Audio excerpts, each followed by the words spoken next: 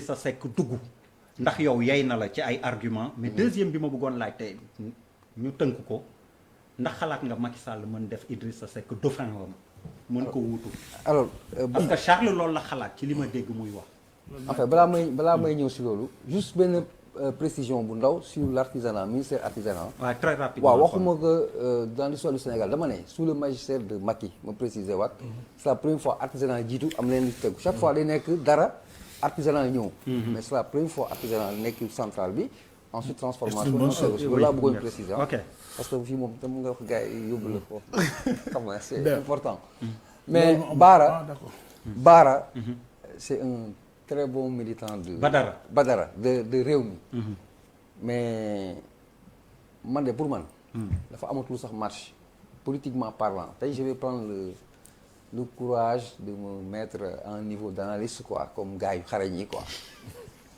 politiquement Idi amul gisuma man lu mu mun a gagner si gisuma ko politiquement c'est une victoire 200% de Macky sur Idi point barre en attendant ñuy dem si développement bi pourquoi je le dis parce que argumentaire yi dégg nañ quoi lépp ça peut se justifier mais si cas bi dafa am déjà une question qui survient benn question boo xam ne malheureusement xaw ma naa am chance wax ko président Idrissa Seck posé ko directement wala moom ku ma ko tontul aujourd'hui dans l'urgence tey jii fu ñu nekk ak mbas meeg tout ce que tu veux oui Idrissa Seck mu jóg dem nekk président au conseil bi ça règle quel problème du Sénégal tout de suite man ça je voulais vraiment avoir cette réponse gisuma ko l'autre aspect sur la cohérence nga xuus boo doojee tuuti nga ne sur la moralité parce que man par exemple mënuma toog émission jàkkaarloo bi je prends cet exemple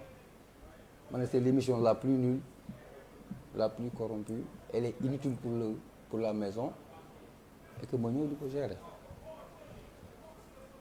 parce que conseil économique social environnemental amul njëriñ c'est Idrissa Seck qui l'a dit amul njëriñ day yóbbu xaalisu askan bi réew mi ci réew mu ndóol da ñëwaat yow di jiite loolu man Papis Diaw je ne comprends pas très franchement je ne comprends pas. danaa prolonger sa analyse tu sais xam nga boo xoolee Macky Sall Idrissa Seck nga xool Macky Sall Ablaye Wade nga xool Macky Sall Khalifa Sall nga xool Macky Sall Karim Wade ngay xam ni objectivement fii ñi fi nekk di politique ñëpp Macky Sall du seen morom ci politique politicienne laa ci jeu politique. non du seen morom. c'est-à-dire que boo xoolee depuis le début regarde ni mu contenir Wade regarde comment il a tué le PDS de façon méticuleuse parce que je vais t'expliquer même entrée Omar Sarr bi processus là dans le processus de démantèlement du PDS. ma may la sama temps non petit à petit non sincèrement. c'est un point ndànk c'est-à-dire vraiment il est.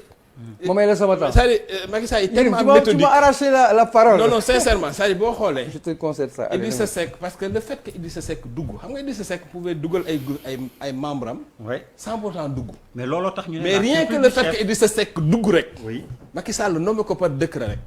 c'est une victoire symbolique extraordinaire. c'est-à-dire boo analyser Macky Sall tey par exemple vraiment boo doon def vraiment de la psychologie politique.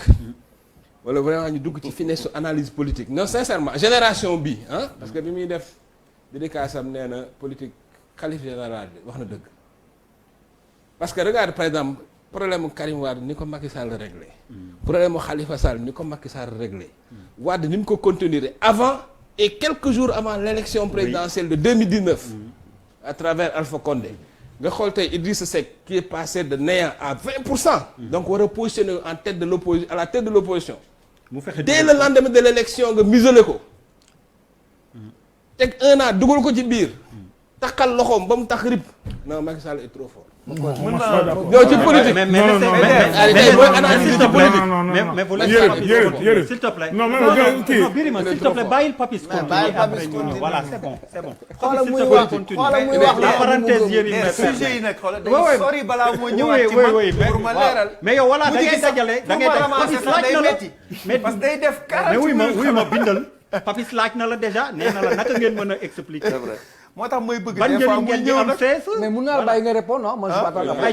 Vas-y Ah réponds. non dafa bëri C'est toi l'invité. interpellation Vas-y dafa bëri vas-y. interpellation. Vas-y, c'est pas Je grave. suis désolé. Sinon, Non, s'il te plaît. Non, si on il lui donne Der, la on a pas une grave, personne vas-y. sur un Oui. plateau, le temps de Charles, distribution de Charles, parole il lui donne doit la être géré latitude. de manière analytique, Papis mathématique. pose la question, devait continuer, il lui donne la latitude de continuer, mais je Tu le peux laisse continuer. continuer. Vas-y, c'est- Si la parole te revient, tu épuises ton temps de parole, il n'y a pas de souci.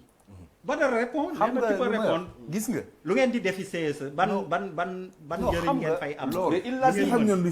Ah non, mais Papis soo ko laaj. que Mais il on- l'a on dit, met ça, il on l'a met- dit tout à l'heure. Il a parlé pendant longtemps pour justifier l'entrisme. Dama On va ni- pas revenir dessus quand même. dama ni alors am na leneen lu mu laal ay moralité ak yooyu ñu mën ci expliquer.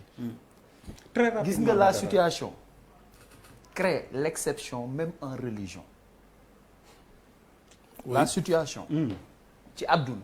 wax ko si wolof. crée l'exception même en religion. waa ji wax ñu ko ci ma wolof ni ñu comprendre. maanaam jamono dafay am nu muy jamono day am nu muy doxe am nu muy taxawe ba ci wàllu diine sax am na yoo xamante ni yàlla nee na bu jamono taxawee noonu nañ demee nii maanaam yàlla ni mu bëgg julli ji ak juma li mu ci wax ak mbooloo bi contexte Covid taxawee daf ñoo permettre ñi mën a toog suñu kër yi julli président Idriss Seck maanaam ci wàllu moralité mooy li ma wax sànq rek man lu may bañ rek maanaam ku utiliser yenn yi nga xam ni yenn gros mots mais maanaam comme Papis xalaat ni moom loolu du koy déranger man wax ko man angle bi may gisee mooy ñun on préfère Papis prendre sur nous pour l'intérêt du Sénégal ñun suñu gisin ñun président Idriss Seck dani fasatuma yéene olof këram maa ngi taxaw c'est yéene c'est li mu bëgg le vouloir et le devoir c'est deux choses mu ni entre ce que je veux et ce que je dois faire je choisis ce que je dois faire c'est une vision c'est lu nit gëm c'est ñun lu ñu gëm ñun bu ba parler léegi baal ma wax la des Sénégalais yi mu rencontré ma rencontré man ay Sénégalais voilà yu kontaan man ak buuba day rencontré ay Sénégalais yu bari ma rencontré ay Sénégalais yu bari man ak buuba man maay tey le dépositaire suffrage yu Sénégalais yi fii ci table bi maay le plus jeune conseiller du département de Dakar man rek maa fi am mandat wu ay nit pendant 5 ans kon man am na ay nit sax yu ma mën a yor seen kaddu. mais ñun on a aussi un mandat. Badara moi je vais te dire le mandat que j'ai. J'ai un mandat. J'ai un mandat. De quoi? C'est le droit des Sénégalais de savoir justement ni ngeen di yoree. ak ni ngeen di. dama bañalu ma Jéem tu es d'accord? Non. il faut ñu Les journalistes sont dépositaires de mandat Badara donc bu ma doser mandat. J'ai un mandat. Un mandat de contrôle sur vous. Oui. kenn faluma. C'est vrai que moom grand bi formé na ko bu baax mais xam nga li am solo damay bëgg tout le temps que nit ñi. comme ni ma sa grand formé bu baax. waaw moo tax it ba nga koy saaga ci internet bi. non waaw nañ dem bu dee dañuy wax rek da ngaa noppi. non jamais. ah non c'est la politique Birima moom yow waxuma lool da bàyyi ma wax ak moom ngir yàlla ak yonent bi dama la ko ñaan ci jëmmi Rasulullah sallallahu alayhi wasallam bàyyi ma wax. Vas-y grand. Amen c'est grave.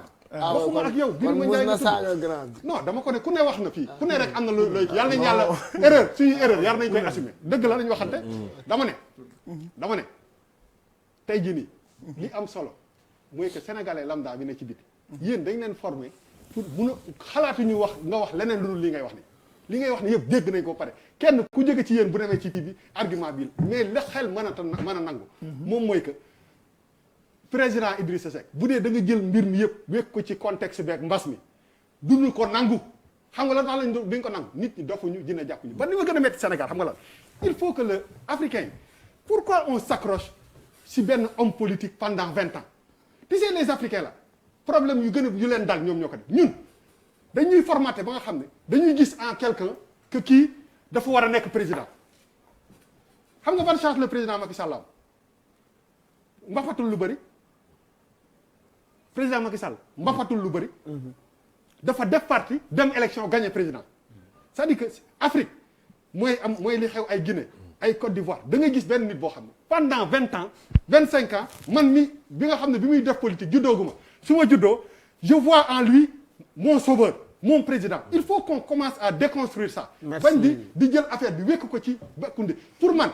man maa doon wax. waaye man yaa ma tudd ma pour man ñun dañu war a nekk ci benn. non yaa ma interpellé benn état d'esprit boo xam ne gis nga nit bu demee ñaari yoon élection présidentielle mënul ah bu dee li ñuy woote mi ngi ci ñoom normalement ñoom ñoo ko war a jiite ñi nekk ci parti am na keneen ku war a présenté wu.